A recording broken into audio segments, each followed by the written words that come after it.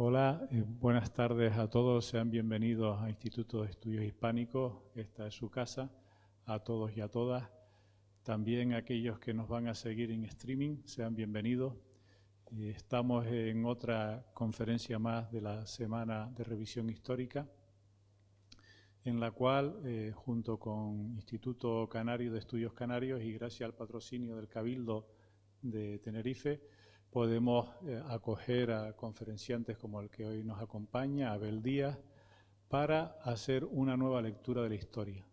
A veces nos podemos plantear qué necesidad de la misma, pero ciertamente todos hemos sido educados con unas percepciones de la historia. Pensemos la idea que tenemos de un castillo medieval tan distinta entre la de unas películas o la del Nombre de la Rosa, por ejemplo, que se aproxima más a la realidad. Lo mismo ocurre con la investigación histórica. A veces aparecen en determinadas casas, archivos, legajos que no estaban estudiados, fotos, memoria histórica de personas con la cual se conversa y nos da lugar a la revisión de esta historia. Y otra, pues simplemente por la inquietud del historiador, que a su vez investiga, la de plantearse cómo sería años atrás, desde la perspectiva actual y los conocimientos que tenemos actualmente, la vida de determinadas personas. En este sentido, hace poco vi por televisión un documental de animales, los cuales hablaba de animales queers, y se planteaba un nuevo enfoque del león, el rey de la selva, en el cual saben que el león está 2 o 3 años como rey de su manada, pero es derrocado por otros leones. Bueno, mientras ese león vive en su hábitat, los otros leones siguen entrenando para derrocar al otro. Y no solo entrenan en fuerza, entrenan también en sexualidad. O sea, que aquellos señores con melena, aquellos leones con melena, pues también, digamos, tienen un comportamiento homosexual que parece que hoy en día es muy común en las especies que antes, pues desde otra perspectiva, no se estudiaba. Nosotros tenemos hoy la suerte de hacer una valoración de este comportamiento humano que hasta ahora no ha sido estudiado, a cargo de Abel Díaz, lagunero, que estudió en la Universidad de La Laguna y que ha tenido la oportunidad de contar con desplazamientos hacia el País Vasco para hacer su máster, está haciendo su doctorado, ha hecho estancias también en Argentina y pertenece a varios grupos de estudio del comportamiento humano, sobre todo centrado en el periodo de la guerra civil y del franquismo. En concreto, como me imagino que tendrá tantas cosas en la cabeza que le debe ser difícil acotar, hoy nos va a hablar de ese periodo en Canarias. Yo simplemente, viendo, digamos, tu vivencia vasca, te quería saludar con un arratzalde ongi etorri. Sé bienvenido a esta casa y esperamos contar contigo en sucesivas semanas de revisión histórica. Muchas gracias por estar aquí.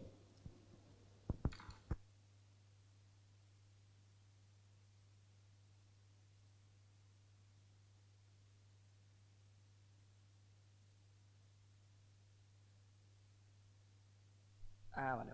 Ahora sí. Ahora sí, perfecto. Muchas gracias por la presentación.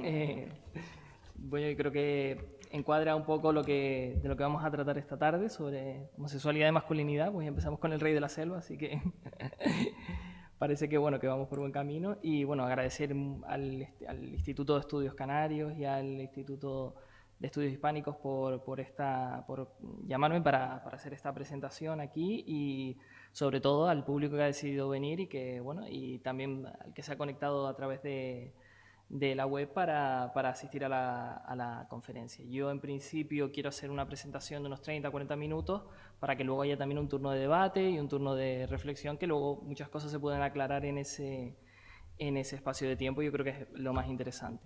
Bueno, como comentabas en mi presentación, sí, yo soy doctorando de la Universidad del País Vasco. Estoy haciendo allí mi tesis doctoral, estoy ya en fase de terminar, estoy en la fase de redacción. Y bueno, he trabajado sobre este tema, sobre la cuestión de la homosexualidad en el franquismo, el tratamiento de la homosexualidad en el franquismo. La suerte es que como he estado entre los dos lugares, pues he trabajado fuentes del País Vasco y fuentes de Canarias en mi investigación y bueno, conozco un poco los dos casos para hacer unos estudios complementarios. Y bueno, lo que voy a presentarles hoy es una cosa sobre la guerra civil en Tenerife, como muy concreta.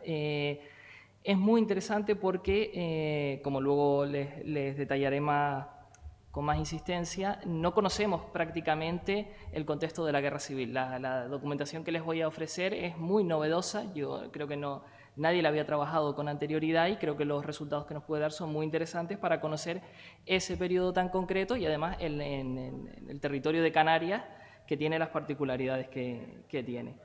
Entonces, bueno, yo en mi trabajo de tesis lo que he trabajado fundamentalmente es con documentación de tipo judicial, he accedido a fondos judiciales y luego la he complementado con pues, casi todo el contexto de fuentes de la época que me permite acceder al tema del tratamiento de la homosexualidad, pues documentación de manuales religiosos, documentación de tipo psiquiátrico, o sea, manuales de psiquiatría. Incluso he entrevistado a algunas personas para recopilar algunos testimonios orales. Bueno, lo que voy a hacer para estructurar la conferencia es centrarme en tres apartados.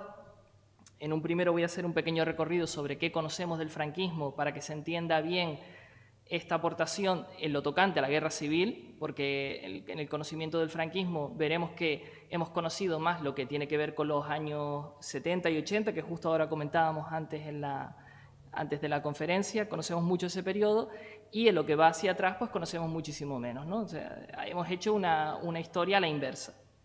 Entonces, es bueno hacer este repaso para entender la aportación concreta de la guerra civil. Y luego voy a presentar dos casos prácticos o dos fuentes documentales a través de las que se puede acceder al contexto particular de la guerra civil en Tenerife. Por un lado, he tenido la suerte de encontrar un documento excepcional, un documento judicial de la Audiencia Provincial de Tenerife, de Santa Cruz de Tenerife, del año 38, en el que hay un proceso por lo que en la época se denominaría sodomía o más cercano a ese concepto de homosexualidad como pecado, que tiene lugar en Güímar. Es un documento muy excepcional, además es extenso para lo que la documentación judicial representa y nos permite ver cómo todas las concepciones que se estaban poniendo en lugar en ese contexto particular, que es el contexto de la guerra civil en la isla, que como sabemos la guerra civil pues, no fue un periodo bélico aquí, no hubo frentes, no hubo guerra como tal, pero sí fue un proceso duro de represión en el que sí que una intervención importante de lo que es el bando nacional. Y un poco para hacer un poco de contraste, voy a coger una obra que está publicada, es las memorias de la prisión de Faifes, que también justo comentábamos al empezar. Es un documento autobiográfico de José Antonio Rial, y en él nos cuenta lo que sucede dentro de una prisión en la que están internados miembros de lo que llamaríamos el bando republicano, o sea, agentes pertenecientes al republicanismo o a partidos más obreros, y dentro de la prisión pues tiene lugar una serie de situaciones que tienen que ver con la homosexualidad y con la intervención de la homosexualidad, entonces nos permitirá comparar quizás los dos ambientes, aunque cada uno con su peculiaridad y con las limitaciones que cada tipo de fuente nos está hablando. Y nos permite también entender en cierta forma las estructuras oficiales, las instituciones, la administración, cómo pensaba esa sexualidad, pero también las formas en las que la sociedad, las clases más populares, la vida más popular, también contribuyó a construir significados sobre la misma. Bueno, como les comentaba, y aquí he hecho un pequeño apartado para que se entienda la aportación, aquí vemos un poco el tratamiento de la homosexualidad pues, durante lo que es finales del siglo XIX y el siglo XX en España, a través de una cronología de la legislación represiva. Claro, en mi estudio, en la investigación histórica, no solo nos interesa la represión es una parte de lo que ocurrió y es una parte importante que hay que conocer, pero también todo un conjunto de otros procesos, por ejemplo, la cultura popular, hay muchas percepciones de la homosexualidad y muchos diferentes tratamientos que no son exclusivamente la cara represiva, pero sí que es verdad que la investigación hemos partido inicialmente de estudiar lo que es el carácter represivo y por eso nos hemos centrado casi siempre en las leyes, por eso hemos tirado de la documentación judicial y aquí, como les comentaba, para situarlo en el franquismo, es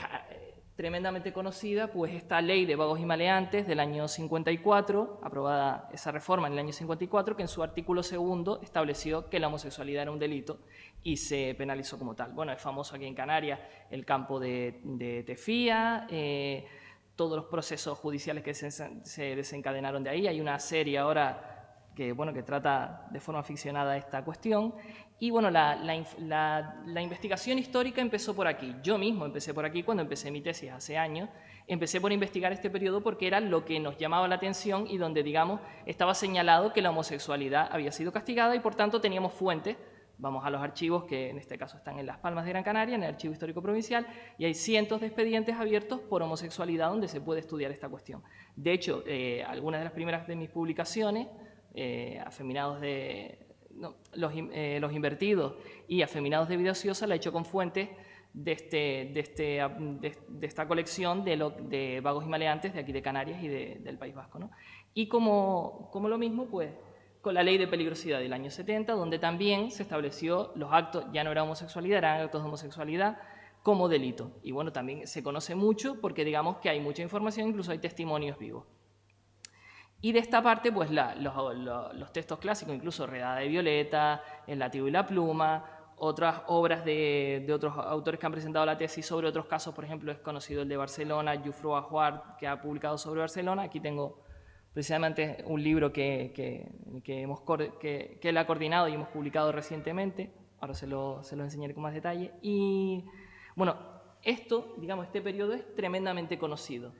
Y toda la investigación histórica empezó por ese periodo. Entonces, muchas de las ideas que tenemos sobre la represión de la homosexualidad, de cómo se articuló, pertenecen al periodo años 50, 70 y en adelante, ¿no? Y luego toda la cuestión del movimiento de liberación hacia nuestros días. Sin embargo, lo tocante a los años 40, incluso la guerra civil y hacia finales del siglo XIX, de ahí no conocemos prácticamente nada o los estudios son mucho más limitados. Si hay algo, por ejemplo, para finales del XIX, los años 20 y 30, sí se han publicado algunos trabajos, sobre todo centrados en la medicina, pero digamos que sobre la posguerra, sobre lo que representa los años 40, sí que las publicaciones han sido muy limitadas. De hecho, bueno, aprovecho para mostrárselo. El libro se llama Las locas en el archivo, salido recientemente, el año pasado, y aquí es de los pocos trabajos, aquí Carlos también está en la sala, Carlos Álvarez también ha publicado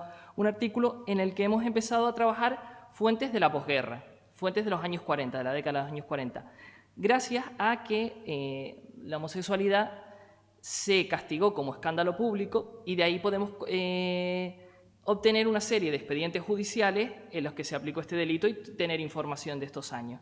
Claro, el volumen de documentación para los años 40 y hacia atrás es mucho, mucho más pequeño. De hecho, yo en mis búsquedas de documentación judicial pues no he llegado más atrás que el expediente que les traigo hoy del año 38. No parece, aunque estaba castigado bajo la forma del escándalo público, no parece que o no se ha conservado la documentación por antigüedad o no parece que se aplicara sistemáticamente. Sin embargo, sí que a partir de los años de la guerra y en adelante, los años 40, ya empezó a aplicarse el escándalo público como delito. También les hablaré con el ejemplo práctico de este concepto de escándalo público, cómo se aplicaba, ¿no? Y las características que tenía. Bueno, entonces, en ese sentido, digamos que tiene un valor muy excepcional porque además de la guerra civil lo que conocemos generalmente son casos como lo del fusilamiento de Lorca o algún caso así muy particular, pero no podemos establecer como dinámicas generales o no podemos estudiarlo lo que ocurrió las ideas que se barajaron sobre la homosexualidad de esa época porque pues, no teníamos otros documentos. Y también, bueno, en este repaso señalarles que durante mucho tiempo también hemos tirado de estudiar la documentación que provenía de la psiquiatría, ¿no? Los manuales de psiquiatría, la documentación, digamos, creada por las autoridades para castigar la homosexualidad, ¿no? Entonces, bueno, digamos que muchos de los estudios que hablan también de los años 20 y 30, de la guerra civil, de los años 40, insisten mucho, por ejemplo, en los trabajos de medicina de figuras como Antonio Vallejo Nájera, ¿no? Que digamos que es un pensamiento médico, un pensamiento psiquiátrico, pero que luego, lo que la documentación vamos a ver, nos remite es que esas ideas de la psiquiatría y de la medicina no estuvieron tan presentes y que se juzgó la homosexualidad más en términos de un pecado o de una desviación en base a las ideas del catolicismo, por lo menos hasta los años 40. Ya la medicina sí que empieza con la ley de bodos y maleantes, y así que hay un cambio y empieza a aplicarse la medicina y empiezan, por ejemplo, a participar los forenses en el tratamiento judicial de la sexualidad. Y entonces, bueno, en ese sentido tirábamos mucho de esas referencias que nos hacía la psiquiatría para conocer el periodo. Bueno, y para entrar más en materia, yo lo que les traigo aquí es unas pequeñas reflexiones de tipo teórico para que entiendan un poco las aportaciones de mi trabajo y lo que en mi trabajo ha sido más fundamental. De todas formas las voy a leer, así que ya no... Si alguien no las ve del todo, pues no hay problema. Para mi trabajo resulta fundamental la historia de Michel Foucault. Él ha planteado una serie de ideas que son fundamentales para estructurar en términos teóricos el trabajo y pensar, digamos, estos estudios de una forma novedosa como planteaba. Bueno, Foucault señalaba, él hacía la distinción entre el concepto de sodomía, que era propia de los antiguos derechos civil y canónico, y que consistía en un tipo de actos prohibidos en el que el autor no era más que un sujeto jurídico. El homosexual, el del siglo XIX, ha llegado a ser un personaje, un pasado, una historia, una infancia, un carácter, una forma de vida, asimismo una morfología con una anatomía indiscreta y quizá una misteriosa fisiología. Nada de lo que él es in toto escapa a su sexualidad. Esa comprensión de Foucault nos invita a pensar no solo en términos históricos, o sea, la evolución desde finales del siglo XIX hasta el siglo XX, sino también yo la utilizaría como dos modelos que conviven en el tiempo de entender la sexualidad. Por una parte, digamos, el concepto de la sodomía implicaba que quien la realizaba era simplemente un autor de un tipo concreto de delito. Pero el cambio que planteaba la idea de homosexualidad que surge a finales del siglo XIX, pues en los entornos de la medicina y de la psiquiatría, es que la persona homosexual, o sea, la idea de personaje, es que todo lo que hace, que es un poco la idea que hemos recibido hacia el presente, todo lo que hace una persona homosexual está caracterizado por su sexualidad, toda su expresión, todas sus vivencias, es un tipo característico de personalidad. Esas son dos formas muy distintas de pensar los actos sexuales. Implican dos formas muy diferentes de pensarlos, dos formas muy diferentes de vivirlos y dos formas muy diferentes de tratarlos desde las autoridades y en el ámbito judicial. Y, claro, también son propias de distintos sectores de la sociedad, ¿no? Digamos que pues, unas ideas propias como la sodomía estarían más cerca de las visiones más católicas, más conservadoras, y digamos que las ideas más del homosexual como personaje, de esa idea como más heredera de la medicina, pues serían de otros sectores más progresistas que irían avanzando en el tiempo. Lo que pasa que en el franquismo, y es lo curioso y es lo que yo me he encontrado en mi documentación, digamos, desde finales del siglo XIX, en los años 20 y 30 en España, hay una cierta modernización, hay cierta visibilización de las personas homosexuales, hay unos ciertos movimientos en las ciudades, hay unas ciertas lugares de espacio de ocio, digamos, más vinculados a esta idea ya de homosexual como personaje, de una vivencia que afecta a pues, cómo me divierto, cómo me visto, cómo me siento, cómo me vivo, que se desarrollaron en los años 20 y 30 y hay en ciertas ciudades, digamos, no en todas, no es un proceso general, pero sí hay una cierta visibilidad de la vida homosexual en España. Sin embargo, lo que pone el franquismo otra vez de vuelta es esta concepción de sodomía. Digamos, estas ideas que se habían venido desarrollando son cortadas o pierden vigencia y, bueno, volvemos a este concepto de sodomía a implantarse en la sociedad, pues eso desde la guerra y los años, y la inmediata posguerra, los años 40, y veis un progresivo desarrollo. Claro, porque eso afecta también a cómo, digamos, las formas incluso de resistirse a las autoridades. Si no hay, digamos, un discurso basado en la idea de personalidad homosexual, pues claro, tampoco es mucho más complejo resistirse, por ejemplo, a a la represión judicial o a la represión de las autoridades, ¿no? Y luego, una segunda idea de los historiadores Francisco Vázquez y Richard Clemenson, que han sido los que han trabajado, digamos, esto que comento sobre la homosexualidad en los años 20 y 30 y a principios del siglo XX, que señalan que lo fundamental para comprender la historia de la homosexualidad, y es algo a lo que Foucault en su momento no prestó atención, es los cambios en las expectativas de género para cada uno de los sexos y la persuasiva inestabilidad de los límites entre lo que culturalmente se considera masculino y femenino. O sea, esto es una idea que yo he implementado en todos mis estudios, que es una idea que ya ha llevado a término los estudios que he planteado, y es que es fundamental entender la perspectiva de género, es fundamental aplicar esta cuestión de entender la diferencia sexual para entender la homosexualidad, porque muchas veces lo que me encuentro en la documentación y lo que encuentran otras personas que también trabajan en la documentación es que lo que se está juzgando tiene que ver muchas veces con no adaptarse a la expectativa de género que está en vigor en cada momento. O sea, lo que se juzga como homosexualidad muchas veces no son solo los actos homosexuales, las relaciones sexuales, sino todo el conjunto de expresiones, formas de actuar, de vestir, que no están acorde con las cuestiones de género. Eso es lo que se pone muchas veces en cuestión. En otros estudios míos, por ejemplo, lo he encontrado en el que, pues por ejemplo, hay personas teniendo relaciones sexuales todas, pero unas se juzgan viriles y se les absuelve y otras se les juzgan afeminados, invertidos y son condenados por el mismo, digamos, suceso, por el mismo acto, ¿no? Digamos.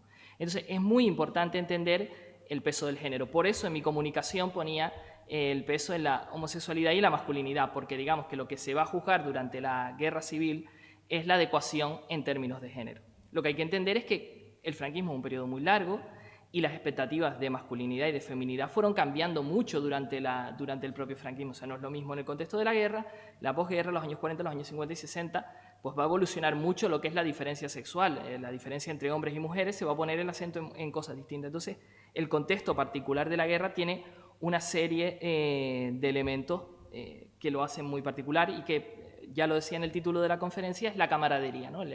Los vínculos de camaradería en ese contexto bélico van a marcar directamente la imagen de la masculinidad del periodo. Bueno, dicho esto, vamos a adentrarnos ya en el expediente judicial que les traía, un expediente judicial abierto a la Audiencia Provincial de Santa Cruz de Tenerife. Es un proceso por sodomía abierto en la localidad de Güímar. La instrucción comienza en la localidad de Güímar. Hay que recordar lo que comentaba, ¿no? La homosexualidad no era un delito como tal, no estaba tipificado como tal en el contexto de la guerra civil. No había un delito específico de homosexualidad como sí lo habrá luego con la ley de bautismo y maleantes de los años 50. Por eso, digamos que el supuesto legal que se empleó es el de escándalo público. Pero bueno, esto tiene una serie de particularidades. El expediente que analizo, del que desafortunadamente no conservamos la sentencia, o sea, no sabemos cómo termina el proceso, pues se inicia cuando un vecino de la localidad de Güímar, barbero, acude a las dependencias del ayuntamiento, en el que hay otro varón que está arrestado allí cumpliendo un arresto menor por una cuestión de la pinocha del monte, por una cuestión así. En esas instalaciones debe ser que el espacio era bastante accesible para la gente del exterior. Entonces este barbero entra y allí los dos tienen una conversación. Esta conversación es vista por las autoridades exteriormente, que luego empiezan a investigar el proceso. Bueno, en su conversación, según, claro, aquí tenemos que tener en cuenta las versiones que lo está contando, digamos, el hombre que estaba arrestado, ¿no? Cuenta que el barbero se acercó a él por la noche en este encierro y, bueno, empezó a conversar con él y le ofreció, aquí vemos la cita literal del documento judicial, dice, entonces le ofreció con el mayor de los cinismos actos inmorales como si se tratara de una mala mujer, ¿no? Es muy interesante cómo ya la descripción inicial de esa oferta sexual, ¿no?, está connotada con visiones como la cuestión de los actos, está diciendo que simplemente son actos sexuales, que ya nos remite a esa visión más de la sodomía, aunque realmente las relaciones sexuales nunca, es un ofrecimiento, nunca llegan a tener lugar, eso hay que señalarlo. Y bueno, ya le da esta connotación de género, ¿no ven? La de mala mujer, son actos como los de la mala mujer, o sea, hay una cuestión de efeminamiento y ya hay una vinculación como con la prostitución con esa sexualidad extramatrimonial, con esa sexualidad que no tiene que ver con lo reproductivo, está esa connotación que también nos vincula con la idea de sodomía, ¿no? Bueno, en este intercambio entre los dos, pues el señor que estaba arrestado, el hombre que estaba arrestado, dice que, bueno, que como había intentado atropellarle, pues él le dio una bofetada, sacó una navaja de una navaja barbera y, bueno, siguieron en una especie de trifulca corriendo por el municipio. Me llama mucho la atención que un arrestado estuviera tan libre como para correr por el municipio. No sé las condiciones en las que eso tendría lugar, ¿no? Lo interesante es que, digamos, que ese ofrecimiento sexual lo que da es una especie de trifulca o de enfrentamiento entre los dos varones. Lo interesante es que, digamos, que el expediente se abre porque el hombre arrestado se remite a estos actos, a este ofrecimiento de naturaleza sexual, cuando el expediente perfectamente se podía haber abierto simplemente por una trifulca entre los dos o por un enfrentamiento entre los dos, ¿no? Digamos que aquí se señala la sexualidad como el elemento fundamental de todos estos acontecimientos, ¿no? Entonces, yo creo que también es la primera vez, digamos, como de la documentación judicial de Tenerife, donde yo encuentro que la homosexualidad empieza a ser un problema, o los actos homosexuales empiezan a ser un problema para las autoridades, ¿no? Digamos, a lo que luego irá creciendo en la documentación, ¿no? Bueno, entonces, como les comentaba, ¿no? El delito que estaba vigente, de hecho, es el del Código Penal de 1932. O sea, estamos hablando del Código Penal de la República. O sea, digamos, en el contexto de la Guerra Civil, las autoridades no han desarrollado una legislación propia, lo harán en el año 43, o sea, tenemos que esperar hasta casi 10 años. Y digamos que el que estaba vigente es el delito de escándalo público aprobado por la Segunda República. Aquí vemos cómo, digamos, también la gestión de la sexualidad, en cierta forma, tiene o esta reprobación de la homosexualidad tiene también una herencia más atrás hacia los sistemas de atrás. De hecho, este delito de escándalo público venía incluso del siglo XIX. Del siglo XIX existía este delito de escándalo público, que además, cuando leemos el articulado, vemos que es una descripción bastante genérica. Dice, todo aquello que ofendiera el pudor y las buenas costumbres y se hiciera con grave escándalo o trascendencia. Pena de arresto mayor y multa. Claro, ¿dónde se sitúa el peso del delito? Más en quien lo observa y quien establece que aquello ofende a su código moral. Aquí vemos que en realidad establecer que la sexualidad es ofensiva está en función de quien lo mira, ¿no? Digamos, no es un delito tan específico. Entonces, voy a seguir para que nos dé tiempo a avanzar. Entonces, ¿qué ocurre? Pues para certificar este delito, esta trascendencia, este escándalo público, las autoridades lo que hacen es, a mí me parece excepcional, seleccionar a más de 20 testigos del pueblo. O sea, aquel proceso tuvo que movilizar a bastante población del pueblo. Hay más de 20 testigos de la vida moral del barbero para certificar que debía condenársele por esos actos sodomíticos, por esos actos de sexualidad. En general es extraño, digamos, cuando ya la ley, como en los años 50, certifica la homosexualidad como delito, ya hay un protocolo mucho más estandarizado, ya no hacen falta casi testigos y se hace una sistematización. Pero aquí, digamos que en este mundo del escándalo público, donde las cosas son más inciertas y la ley es más ambigua, se reunió un conjunto amplio de testigos, ¿no? Entonces, por ejemplo, el testigo 16, que dice que ha oído decir que el barbero es inmoral y que se dedica a conquistar jóvenes ejecutando esos actos deshonestos, siendo sorprendido varias veces.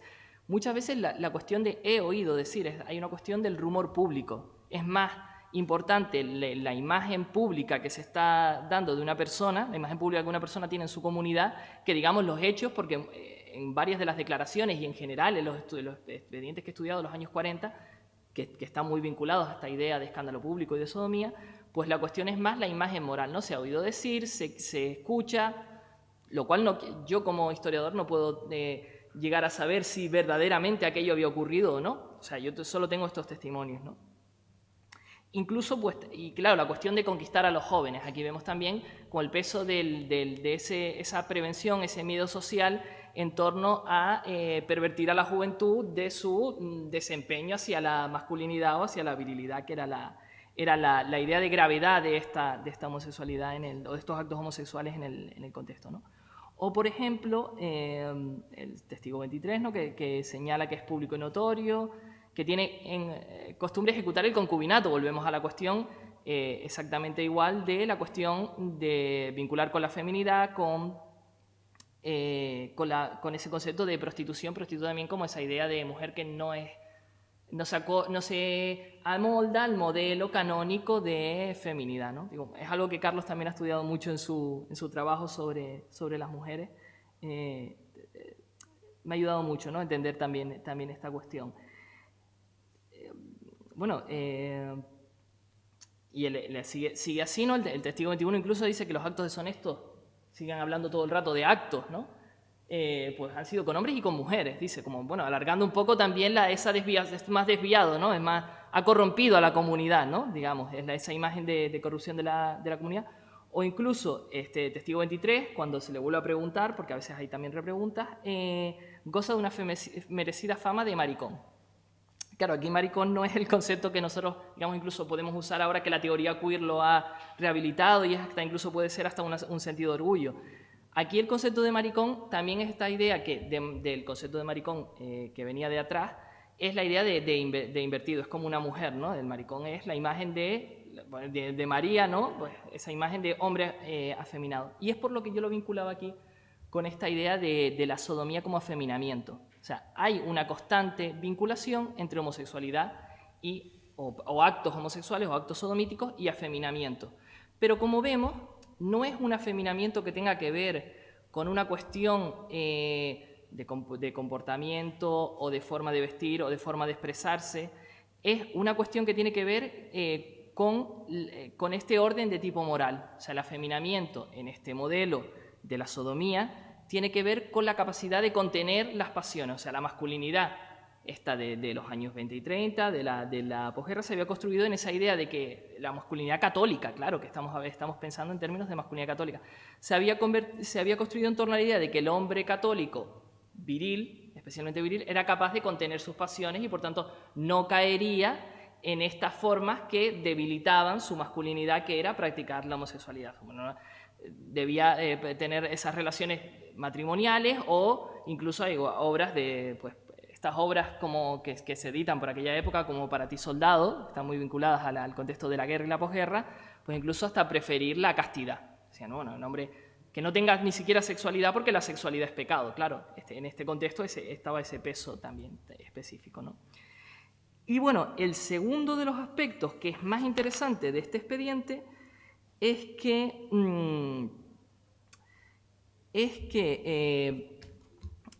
señalan con mucha insistencia muchos de los testigos que este hombre, este barbero, ha sido expulsado de la acción ciudadana, ¿no? Dice que los demás se negaban a tenerle en su compañía. Entonces, bueno, es una constante esta idea de la acción ciudadana. De hecho, el oficio del ayuntamiento señala que había... A veces dicen lo habían expulsado, otras veces no le habían admitido inscribirse en esta acción ciudadana, que ahora les explicaré lo que es la acción ciudadana, porque existía contra dicho vecino un expresado rumor público, el cual y los miembros de esta acción ciudadana ponían escrúpulos para compartir con él la camaradería y hermandad en el anhelo purificador que animaba y movía a la acción ciudadana en su actuación de apoyo y defensa al glorioso movimiento nacional, alzamiento nacional. La Acción Ciudadana era una organización próxima a Falange, digamos, una organización que tenía este estilo de organización próxima a la idea de Falange, digamos, hombres uniformados que participaban, digamos, en la represión, participaron en la represión en Tenerife, la represión de lo que diríamos el bando republicano, organizados para hacer funciones que, digamos, a las que no llegaba la policía y la Guardia Civil, y que digamos eso, que tenían esa función de represión social. Bueno, y es una organización que tiene un marcado carácter católico y digamos que a partir del año 37 ya se integró directamente en Falange. O sea, estamos hablando de un contexto que, aunque no sea técnicamente el contexto del frente bélico, es un contexto muy asociado a las ideas militares, a la imagen de masculinidad militar, de virilidad, ¿no?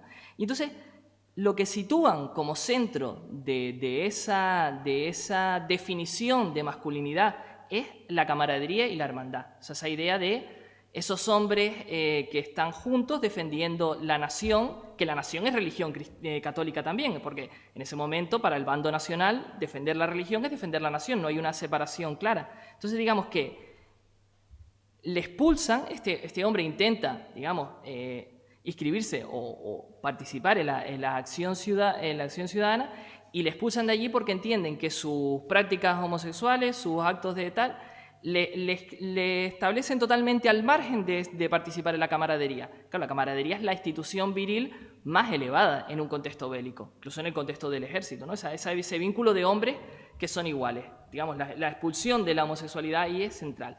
Y me parece muy curioso que, digamos, que esto se abra también en el expediente. O sea, vemos que este hombre seguramente tendría una fama de inversión o de una fama de sodomía, pero el contexto de la guerra civil hace que aparezca y que se le juzgue en términos negativos, ¿no? Hay una insistencia en este modelo. Bueno, y aquí o sea, la imagen, esta escultura de la Plaza de España, ¿no? Lo representa muy bien, esta imagen de monje guerrero. O sea, era la imagen de masculinidad arquetípica, el eje central de esa masculinidad en el bando nacional, ¿no? Digamos, la escultura es un poco posterior, de los años 40 ya, pero bueno, representa muy bien esa idea, ¿no? Y los textos de los líderes de la organización de Falange, pues parece que están dialogando muy bien con este expediente que nos encontramos, ¿no? Onésimo Redondo dice que todos los compañeros de milicia son hermanos y que todo es para los que luchan, y José Antonio Primo de Rivera, ¿no? Señala que la participación en la organización es una manera de ser, no es solo una forma de inscribirse, sino también una actitud de ser que tiene que ver con el sacrificio, el sentido ascético y militar de la vida. O sea, la imagen de masculinidad que se estaba estableciendo en los años de la guerra y luego afectará también a la posguerra, es esta imagen masculina del monje guerrero. Es el varón que está al servicio de la nación, al servicio de la religión, y que, como dice José Antonio, tiene un sentido cristiano de la vida, tiene que tener un sentido cristiano en la vida. Por eso, digamos, la homosexualidad empieza a señalarse como ese elemento que es disruptivo totalmente de ese modelo de masculinidad. A mí también me llama la atención y me hace pensar cómo hasta ahora veíamos en la bibliografía o cómo hasta ahora hemos pensado también todas esas organizaciones del ejército, esas organizaciones fascistas de las que se hablaba siempre de ese homorotismo, de ese vínculo entre hombres que rozaba el homorotismo, esa camaradería que podía rozar la homosexualidad. Pues vemos cómo esto estaba pensado y esta idea, aunque seguramente se darían situaciones, estaba bastante claro que, digamos, estas prácticas estaban totalmente fuera y expulsaban de militar en estas organizaciones y de militar, digamos, y de representar esa imagen de masculinidad, ¿no? Digamos que había esa insistencia en una imagen moral. De hecho, bueno, la Acción Ciudadana, que no lo comenté con anterioridad, exigía esta imagen de virilidad, esta imagen de moralidad, esta imagen de comportamiento moral para poder participar en la misma.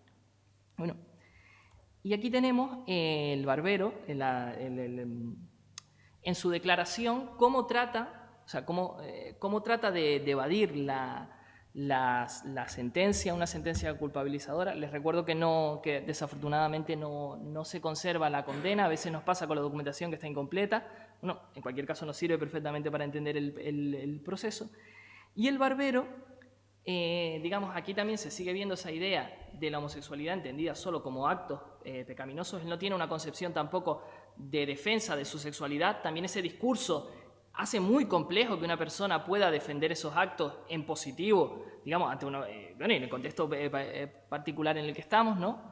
Y entonces él lo que hace es que lo atribuye a una venganza Y lo curioso es que él sigue, como cuando intentó afiliarse a la Acción Ciudadana, sigue intentando demostrar que es una persona más afín al movimiento nacional incluso que las otras que le han denunciado, ¿no? Como su defensa se articula en seguir revalorizando estos valores del movimiento nacional, ¿no? Diciendo que, bueno, que todos son venganzas, que es una cuestión que viene de atrás porque le había denunciado al alcalde, porque pertenecía a la UGT, y así, bueno, y hace un despliego enorme, un despliego bastante largo de, bueno, todas las situaciones en las que él ha sido más defensor del movimiento nacional incluso que los demás, y así intentar salvarse. Bueno, no sabemos cómo terminó el proceso y a veces nos queda esa cuestión, ¿no? Y ahora, bueno, para terminar, y así intento ir un poco más rápido para poder tener un mínimo de intercambio, voy a presentarles un poco, digamos, el contexto, digamos, aparentemente opuesto, que sería el de, bueno, cómo se juzgó en el contexto del bando nacional, digamos, del bando republicano, el republicanismo, sabes que también el bando republicano es una cosa muy genérica, hay muchas opciones, hay muchas afiliaciones políticas distintas en eso que llamamos bando republicano, pero bueno, y con la particularidad de que, como les contaba, este texto que he seleccionado nos informa sobre el tratamiento de la homosexualidad en el contexto de este bando republicano, pero es un contexto de prisión, o sea, la información que tenemos es de un contexto en el que los que están hablando están encarcelados por su pertenencia, por su filiación política previa a la Guerra Civil. Bueno, La prisión de Faifes es una novela autobiográfica de José Antonio Rial. Habla sobre la vida en la prisión esta de los salones de la compañía Faifes, que saben que estaba en Santa Cruz de Tenerife. Se había creado eso para la represión política, se había internado fundamentalmente a personas pertenecientes a la izquierda, al republicanismo, en unos almacenes, unos grandes almacenes que no tenían condiciones vitales ni favorables para la vida ninguna, ¿no? Estaban hacinados, estaban en muy malas condiciones de vida, y digamos que aquí, en este contexto, pues empiezan a aparecer algunos episodios vinculados con la homosexualidad, ¿no? Empiezan a, digamos, cuando la convivencia se alarga, porque están bastante tiempo internados, empiezan a aparecer algunos personajes homosexuales o algunas prácticas homosexuales y se tienen que ver en la situación de gestionarlo. La cuestión es que, bueno, el autor, José Antonio Rial, habla del personaje protagonista, que es Mauricio. Es una persona de origen católico también, es republicano, pero tiene una formación católica, tiene una visión también católica del mundo. Eso también está impregnando, digamos, su visión de la homosexualidad en el contexto particular del que estamos hablando. Y bueno, de hecho, en el capítulo que le dedica a esta cuestión se llama Frutas podridas. O sea, seguimos un poco en esta cuestión que ya veíamos que se asemeja o que conecta un poco con el expediente anterior. Esa idea de la inmoralidad, de la corrupción, sigue estando presente, ¿no? Y bueno, es interesante cómo lo plantea. Aquí vemos otro de los elementos que en mi tesis también estoy intentando incorporar, que es la perspectiva de la historia de las emociones, que también es una aplicación interesante que se está haciendo en las últimas fechas. Y bueno, aquí vemos cómo describe esos primeros encuentros homosexuales, esos primeros actos de homosexualidad que se están dando. Empieza describiéndolos, los retretes, con todo, digamos, la idea de que se habían llenado los retretes, que salía el río negro de agua sucia, que corría por el patio, que era, digamos, empieza como a generar esas sensaciones, esas visiones de suciedad, de mancha, digamos, para luego vincularlas con la idea de que en esas mismas duchas empezaban a darse relaciones entre ciertos presos, entre grupos de jóvenes y mayores que se bañaban juntos con frecuencia. Aquí vemos, digamos, otro elemento, otra forma, otro mecanismo de sancionar las relaciones entre personas del mismo sexo, que no solo tienen que ver con el ámbito de la norma judicial o de la condena moral o de la condena de la psiquiatría. Hay un mecanismo también que es de tipo emocional, que es generar asco sobre esa conducta. Es una forma de separar también los cuerpos. Si aquella conducta es una conducta, se percibe, se construye como una conducta contagiadora, también estamos, digamos, también los sujetos están separándose no solo en términos intelectuales, es decir, esta conducta está mal porque está sancionada por la Iglesia, esta conducta está mal porque está sancionada por las leyes, sino que también en términos emocionales, ¿no? Digamos, además, Sara Ahmed es una filósofa que que ha teorizado mucho sobre esto y que, bueno, que habla de cómo el contacto físico de los cuerpos, ¿no? En esta cuestión emocional, cómo hay que generar emociones, digamos, para controlar, ¿no? Digamos, en este contacto físico en el que estas relaciones se podían dar, porque, digamos, el asco, la emoción del asco, lo que tendría que ver es con esta cosa de algo que yo puedo consumir, algo que se puede meter dentro de mí, ¿no? Esa concepción de que la homosexualidad puede que contagie a otras personas, ¿no? Puede que se extienda más de lo que se desearía, ¿no? Digamos, e incluso, bueno, pues, aquí vemos también la gestión esta gestión dentro de la propia cárcel, como en términos de humor, en términos de, ¿no? En términos populares, cómo también se gestionaba la homosexualidad, y hemos visto también la violencia, ¿no? Digamos, el primer encuentro en el otro lado, y también, digamos, otro tipo de gestiones. Y bueno, ¿qué oponían, en este caso también, qué oponían a esos actos de homosexualidad, a esas relaciones homosexuales en este contexto? Pues la misma idea, pero aplicada a otros valores, que es la misma idea de la camaradería, ¿no? También aquí la homosexualidad expulsaba de esos valores masculinos de virilidad aceptable, también, digamos, en el contexto republicano hay valores de masculinidad aceptable, valores de virilidad, que pasaban, por ejemplo, por el compañerismo, y vemos que utilizan el mismo concepto de entenderse como hermanos en esta lucha. Digamos, eso es lo que frena pues todos los desmanes que se podían dar entre ellos, los desmanes sexuales, ¿no? Y otra cita, otro de los presos que, digamos, que problematiza la homosexualidad dentro de esta cárcel, dice: la masa se contagia de heroísmo o depravación, como una fruta pudre un saco. Así, un foco de vicio puede contaminar, siempre que vivamos para nuestra lucha. Estimo que la medicina contra todos los males aquí dentro es mantener la tensión política, vivir la guerra. O sea, estamos en la misma noción.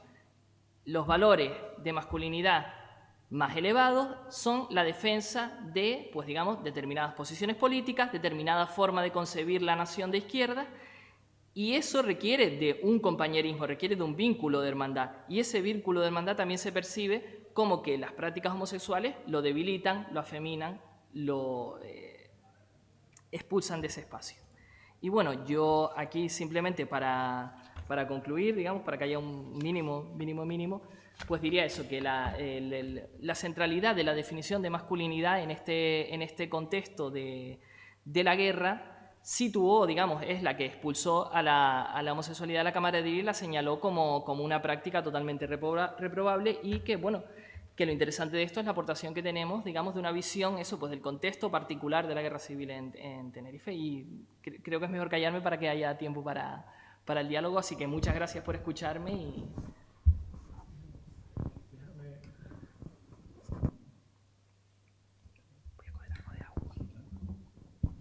Bien, muchas gracias, Abel, por su exposición. Creo que lo que menos se merece es que te aplaudamos por esta brillante exposición.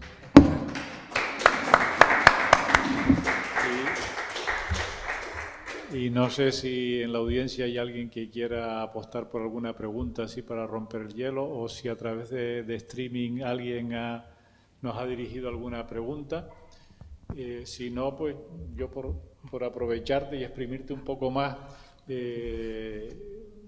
digamos, a raíz de tus estudios, ¿cómo te imaginas que pudo haber sido la vida sexual, no estás refiriéndote a la guerra civil, sino en esos años de república? Veníamos de un entorno de Primo de Rivera, una dictadura donde la Iglesia también estuvo muy presente, y luego aparecen esos años convulsos en los que, digamos, las personas con tendencias republicanas lo ven como todo muy libertario, pero que también habían partidos de derecha, hubieron sus intentos de golpes de Estado.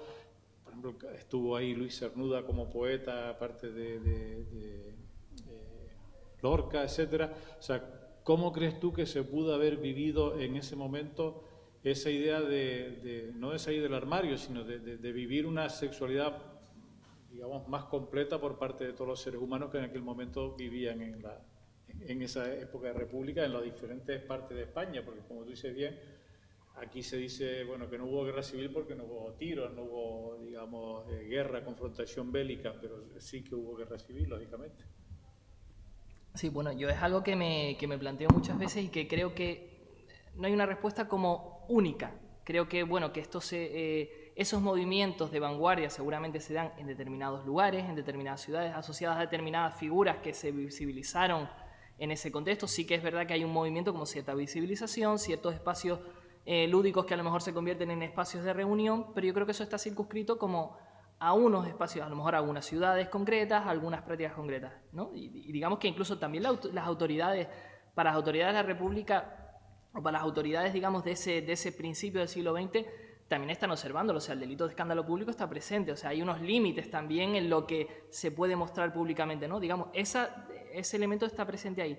También pienso que, por otro lado, mucha gente seguiría viviendo en términos de catolicismo, ¿no? En términos de una vida del catolicismo en otras muchas regiones, y seguir pensando la sexualidad en términos de catolicismo. Porque, claro, lo que yo veo que las fuentes, que también estas fuentes que van al catolicismo hacia atrás, o sea, digamos, no es un catolicismo de nueva planta, es también un catolicismo que viene de sus tradiciones, que ellos también ya están educados en el catolicismo y que no lo ven como tan problemático. No lo ven tan problemático ni siquiera a lo mejor un republicano más conservador en ese contexto no ve como tan problemático el catolicismo porque viene de esa visión católica. Ahora, también te digo, igual que la medicina puede tener una visión como progresista y a lo mejor aperturista y despenalizadora de la homosexualidad, también al mismo tiempo se están desarrollando unas teorías médicas muy negativas en la condena de la homosexualidad.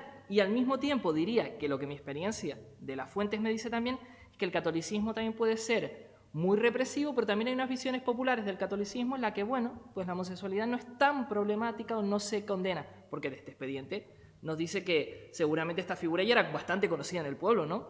Hasta antes de estallar la guerra, y que todo el mundo conviviría con él más o menos bien, ¿no? Porque no había generado problemas. No se dice que se lo hubiera denunciado por anterioridad, aunque todo el mundo parece saber su condición. Claro, las fuentes son muy limitadas y no puedo tampoco desarrollarlo más. Me gustaría, claro. No sé si hay alguien que quisiera hacer alguna pregunta. Si no, yo me apunto a otra. En este sentido, conocimiento del que hablas ya en ese momento, el caso del Barbero, que probablemente en Weimar fuese, digamos, conocido por toda la sociedad, se da otra vez en los años 60, 70, todos lo hemos vivido, en las grandes ciudades podía pasar más desapercibido, pero en los pueblos todos sabíamos de personas casadas con comportamiento homosexual y que eran, digamos, respetadas, aunque probablemente esa gente, pues digamos, nunca fue un colectivo, porque, digamos, cada uno vivía su intimidad a su manera. ¿Qué influencia pudo o han podido tener en frenar o en dar avance, digamos, a que se fuese poco a poco normalizando la situación en torno al comportamiento sexual? Hombre, la cuestión que comentas, claro, la cuestión pasa por la identificación. Uno puede tener determinadas prácticas, y a día de hoy sigue ocurriendo de la misma manera, uno puede tener determinadas prácticas y entender que aquello no tiene que ver con su identidad o con sus consumos o con su forma de presentarse públicamente. Claro, durante el franquismo esa gente gozó de cierta serenidad, vamos a decir, o de cierta tolerancia por esta cuestión que digo, porque encarnaban un poco esos valores de masculinidad. O sea, si tú públicamente te presentas en términos de virilidad, en términos de masculinidad, no resultaba, lo que las fuentes parece que dicen, yo en otros estudios lo he visto mucho más claro, es que no representaba una amenaza tan grande. O sea, si, por ejemplo, en una redada, hay aquí en Canarias, en las fuentes, por ejemplo, de Vagos y Maleantes, son sobre todo de Las Palmas, ¿no? Una redada en la que pillan a un hombre, a lo mejor hasta incluso con un chico joven, teniendo relaciones o esto, y digamos, se entiende que el chico joven, como elemento más afeminado, como elemento, es el culpable de esa relación, y que aquel hombre viril, pues, bueno, se vio seducido como casi como en este lenguaje, ¿no? Como casi como por una mujer también, como es en la concubina, el concubinato, esa mala mujer, ¿no? Digamos, es el elemento femenino corruptor. Entonces se ve en esa clave de género también, ¿no?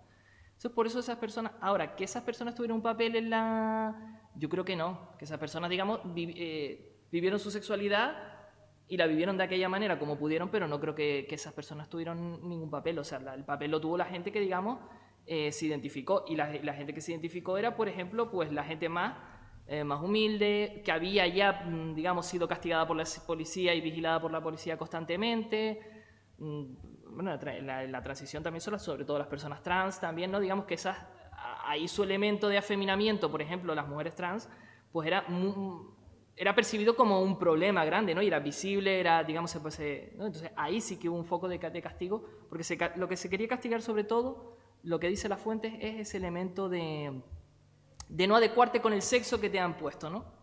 Era la principal amenaza, ¿no? Eso rompía el orden social. Bueno, para algunas personas.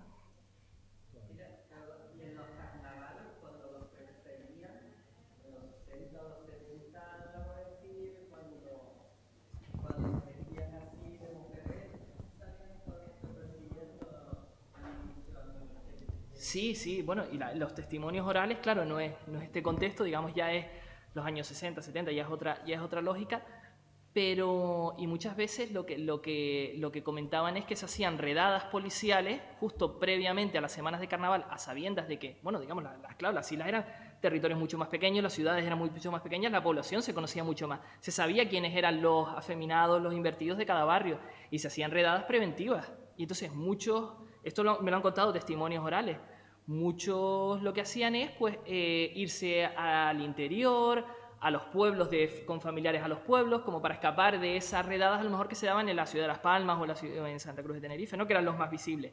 Pero sí se hacían esas redadas preventivas. Entonces muchos, por ejemplo, de Las Palmas decían que venían a Tenerife aquí, si alguno tenía familia en Tenerife, por ejemplo, y escapaban visitando a sus familiares esos días para no ser encarcelados como de forma preventiva.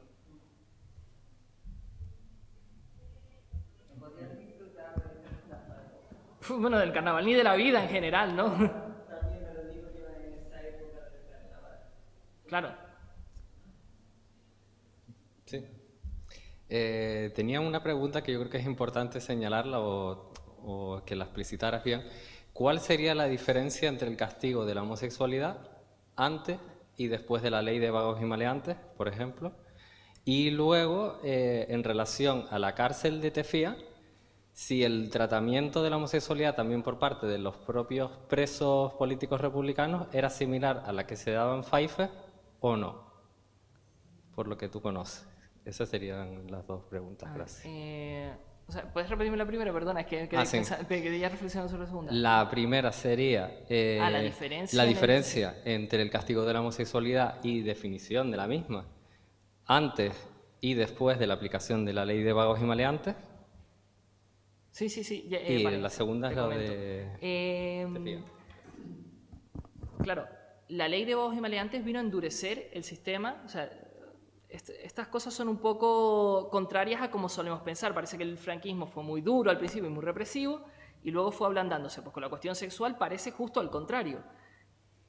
No parecía tan insistente en el castigo, digamos, aquí tenemos un caso de la Guerra Civil, un caso de Weimar. En los años 40, algunos casos más puntuales, ¿no? Digamos, encontramos algún caso, a medida que nos acercamos a los 50 aumenta el número. Y ya con la ley de vagos y maleantes las condenas son sistemáticas y así hasta los 70 en aumento, ¿no? Digamos, si el primer año hay 20, en los últimos hay 100 condenados. O sea, va en un aumento hacia el final de la dictadura hay mucha más represión de la sexualidad, también de la transexualidad, ¿no? Digamos, porque aquí también se usa el concepto como homosexual y eso engloba muchas cosas. Tampoco las fuentes no me permiten saber exactamente cómo se percibía esa persona a sí misma y cómo se vivía. Entonces, las categorías que usan, ahí tengo yo que verme, ¿no? Pero la condena de vagos y maleantes implicaba un año entero de cárcel. Esto implicaba un arresto y alguna multa menor o algunos arrestos de multa. Eso implicaba sistemáticamente un año de cárcel. Un año de cárcel hasta 3 destierros del lugar en el que residías durante un año más. O sea, el castigo de la homosexualidad en los años 50 fue más duro que en los 40, la condena en sí misma. Claro, yo no sé también si en los años 40 menos personas se decidirían a visibilizarse o a tener prácticas en un contexto represivo como el de la Guerra Civil, como tú comentabas. Claro, no hay frentes de guerra, pero hay represión, hay mucha represión en la sociedad. Eso. Y luego lo que decías de los presos políticos, es que ya en Tefía, en los años 50, ya no hay presos políticos, hay presos comunes. Ya es otra lógica, no es ese concepto de presos de izquierdas con homosexuales, sino que son todos, digamos, gentes de un mismo entorno social, unos condenados por rateros, por proxenetas, por tal, y los otros por homosexualidad. Ahí se dan otras dinámicas distintas.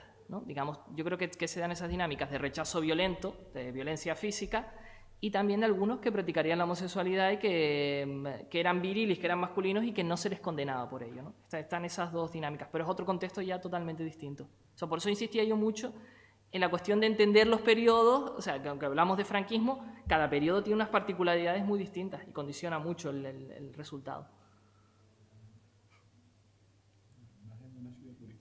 Claro. Sí, claro, ya no, es que en los años 50 y 60 ya hay un cambio totalmente de sociedad, ya es otra sociedad distinta, claro. Si hay alguna pregunta más, si no, clausuramos aquí esta parte de la semana de la revisión histórica. Recordarles que en La Laguna, Instituto Canario, seguirán recordarles que en el Instituto Canario seguirán las conferencias en torno a la revisión histórica con otros temas interesantes. Agradecerles el habernos arropado en esta charla, a Abel Díaz su exposición y a ustedes darle las gracias y dar por concluidas aquí en Institutos Hispánicos esta semana de la revisión histórica. Muchas gracias a todos.